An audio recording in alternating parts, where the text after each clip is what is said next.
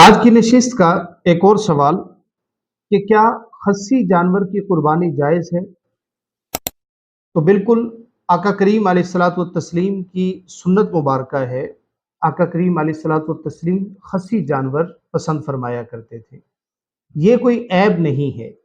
ये जानवर को फरबा करने के लिए, उसकी ताकत को बहाल करने के लिए ये अमल किया जाता है और इसकी कोई कराहत मौजूद नहीं है। फरमाया हज़रत अबू हुरैरा रज़ी अल्लाह तआला अन्हु फरमाते हैं कि हज़रत आयशा सिद्दीक़ा रज़ी अल्लाह तआला अन्हा ने बताया कि रसूल अकरम सल्लल्लाहु अलैहि वसल्लम जब कुर्बानी करते तो दो बड़े मोटे जानवर जिनके मोटे सींग होते और सफ़ेद और स्याह धब्बेदार खस्सी जानवर आका करीम अलैहिस्सलातु वत्तस्लीम कुर्बानी के लिए लाया करते थे।